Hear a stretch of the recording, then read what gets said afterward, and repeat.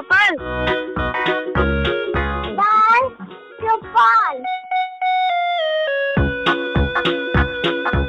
सहकार radio पर ढेर सारी मस्ती और जानकारियाँ।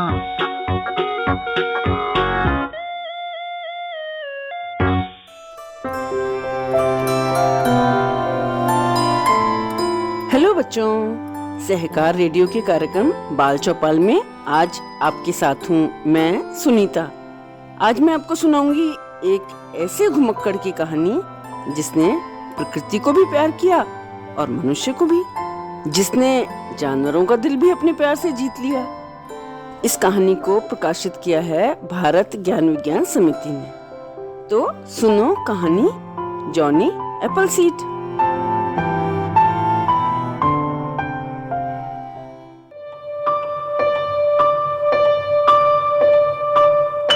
क्या तुमने अंकल जॉनी एप्पलसीड का नाम सुना है? बात बहुत पुरानी है पर एकदम सच्ची।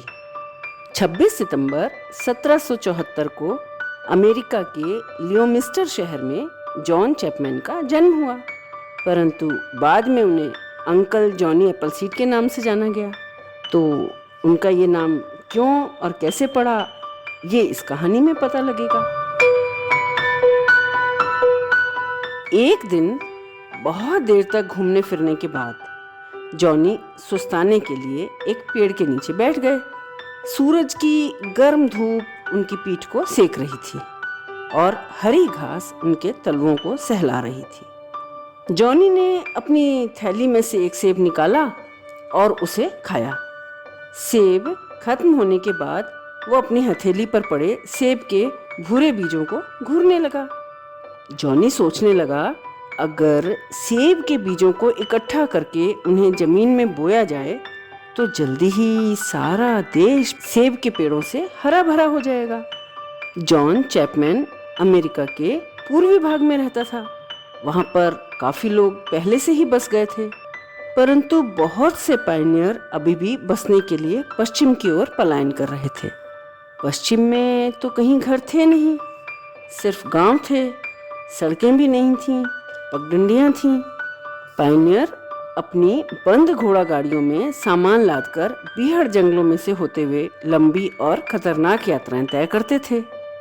वो अपने नए देश के नए हिस्से में नई जिंदगी शुरू करना चाहते थे। जॉन चैपमैन ने भी पायनियरों के साथ यात्रा शुरू की, परंतु वो बंद घोड़ा गाड़ी में नहीं गया। उसने पैदल चलकर ही यात्रा करने की ठानी और उसने अपने साथ कोई हथियार भी नहीं लिया। उन दिनों लोग हथियार लेकर ही चलते थे, क्योंकि रास्ते में जंगली जानवरों से सुरक्षा करनी बहुत जरूरी थी। लेकिन जॉन चैपमैन ने अपनी पीठ पर सिर्फ एक बोरी लादी। उस बोरी में क्या था? उस बोरी में सेब के बीज भरे थे और सिर पर टोपी की जगह हैंडल वाला बर्तन, जिसमें जैसे बर्तन में हम आजकल चाय बनाते हैं ना, वैसा बर्तन हैंडल वाला सिर पर वो रख लिया। जॉन चलते चलते पूरी यात्रा के दौरान सभी जगह सेब के बीज बोता जाता था। जो भी रास्ते में मिलता उसे छोटी छोटी थैलियां जो सेब के बीजों से भरी होती वो देता जाता था। धीरे धीरे सभी लोग जॉन चैपमैन को अंकल जॉनी एप्पलसीड के नाम से बुलाने लगे। एप्पलसीड मतलब सेब के बीज। तो धीरे धीरे सभी लोग उन्हें जॉन चैपमैन न बुलाकर अंकल जॉनी एप्पलसीड के नाम से बुलाने लगे। कभी कभी यात्रा के बीच में जॉनी एक ही जगह पर हफ्तों ठहर जाते और लोगों की मदद करते, जमीन को साफ करते और उनके लकड़ी के घर बनाने में मदद करते और फिर सेब के बाग लगा देते। सारा काम खत्म होने के बाद जॉनी क्या करते? शाम को थक कर बैठने के बाद सारे बच्चों को बैठाकर कहानी सुनाते और कहानी के साथ साथ यात्रा के अपने अनुभव भी सुनाते। बच्चों, यात्रा के अनुभव किसी कहानी से कम नहीं होते। कहानी से भी ज्यादा रोचक यात्रा के अनुभव होते हैं। जॉनी एप्पलसीड अकेले ही पैदल यात्रा करते हैं। जंगल के अंदर, नदी के किनारे या खुले आसमान पर कहीं भी सो जाते। उन्हें भी रास्ते में भेड़िए, लोमड़ी, चिड़िया, हिरण मिलते, लेकिन वो सब उनके दोस्त बन जाते। एक दिन क्या हुआ, जॉनी खाना खा रहे थे, तभी अचानक जोर की आवाज आई। उन्होंने सिर उठा के देखा तो भालू के 3 छोटे छोटे बच्चे उनकी तरफ दौड़ते हुए आए। पीछे पीछे बच्चों की माँ भी आई। उसे डर था ना, मेरे बच्चों को कोई नुकसान ना पहुंचा दे। लेकिन माँ देखती ही रह गई कि वो तीनों बच्चे जॉनी के साथ खेल रहे हैं, और उसे विश्वास हो गया कि जॉनी एप्पलसीड उसके बच्चों को कोई नुकसान नहीं पहुंचाएगा। तो वो माँ भालू भी उनकी दोस्त बन गई। इस तरह घुमक्कड़ी के दौरान जॉनी को बहुत से जानवर और बहुत से लोग मिलते, बहुत से रेड इंडियन आदिवासी भी मिलते। जॉनी उनके साथ भी बहुत अच्छा व्यवहार करते, उन्हें भी सेब के बीज देते और जड़ी बूटियां भी देते, जिससे बीमारी में या ज़रूरत पड़ने पर वो उनका इस्तेमाल कर सकते थे। स्थानीय आदिवासी गोरे लोगों से नफरत करते थे और गोरे लोग आदिवासियों से, क्योंकि गोरों ने आदिवासियों की ज़मीन हड़प ली थी। लेकिन जॉनी एप्पलसीड गोरे होते हुए भी रेड इंडियन के दोस्त थे। लोगों का आपस में लड़ना झगड़ना जॉनी को बिल्कुल नापसंद था। वो नए बसने वालों को, रेड इंडियन आदिवासियों को, सभी के बीच में शांति कायम करने की कोशिश करते, और इस तरह सभी लोग अब उन्हें अपना भाई और अपना दोस्त मानते थे। ये काम जॉनी अपना पैदल सफ़र जारी रखते हुए ही करते थे। जब उनके पास बीज खत्म हो जाते और जब फिर बीजों की ज़रूरत होती, तो वो सेब का जूस निकालने वाले कारखानों में जाते और वहाँ से सेब के बीज की बोरी भरकर फिर ले आते। धीरे धीरे तमाम लोग जॉनी के लिए सेबों के बीज इकट्ठे करने लगे।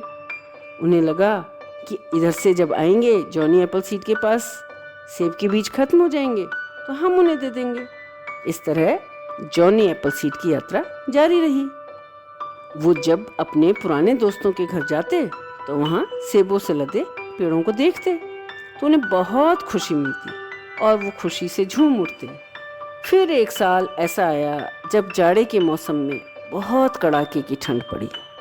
बसंत आने के बाद भी सारी जमीन बर्फ की परत से ढक गई।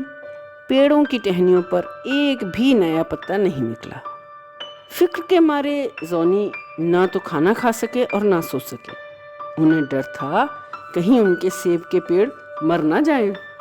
और एक दिन घूमते घूमते वो बेहोश होकर जमीन पर गिर गए। कुछ देर के बाद एक आदिवासी औरत उधर से निकली, उसके साथ उसका बेटा भी था। उन दोनों ने जल्दी से जॉनी एप्पलसीड को उठाया और अपने घर ले गए और अपने घर में गर्म बिस्तर में उनको सुलाकर उनकी बहुत सेवा की। कुछ दिन के बाद जॉनी एप्पलसीड का बुखार उतर गया और वो कुछ ठीक हो गए।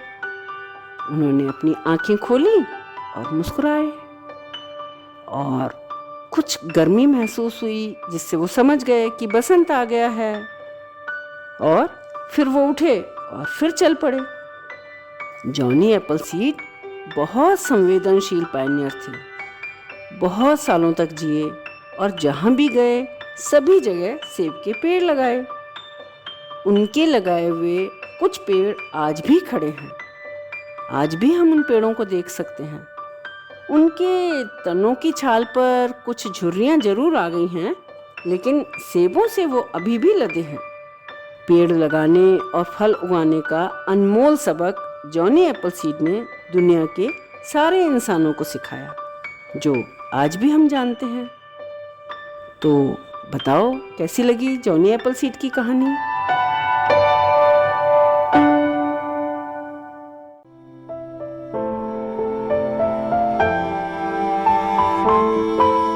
तो बच्चों, ये थी सच्ची कहानी जॉनी एप्पलसीड की। आप सुन रहे थे सहकार रेडियो का कार्यक्रम बाल चौपाल। आपको ये कहानी कैसी लगी कमेंट बॉक्स में लिखकर हमें जरूर बताइएगा। अगर आप ये कार्यक्रम पहली बार सुन रहे हैं और हमसे जुड़ना चाहते हैं तो व्हाट्सएप ग्रुप से जुड़ने के लिए 961722 6783 पर अपना नाम और जिला लिखकर भेजें। फेसबुक से जुड़ने के लिए पेज लाइक करें या फिर अगर आप हमसे YouTube पर जुड़ना चाहते हैं तो हमारा चैनल सब्सक्राइब करें। अधिक जानकारी के लिए हमारी वेबसाइट सहकाररेडियो.com देखें। तो आज के लिए बस इतना ही। अगले हफ्ते ऐसे ही किसी और कार्यक्रम के साथ फिर मिलेंगे। तब तक के लिए दीजिए इजाजत मुझे यानी सुनीता को। बाय बच्चों।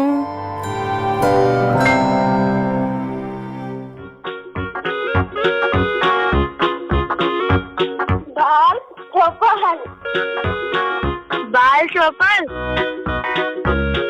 बाल चौपन। सहकार रेडियो पर ढेर सारी मस्ती और जानकारियाँ।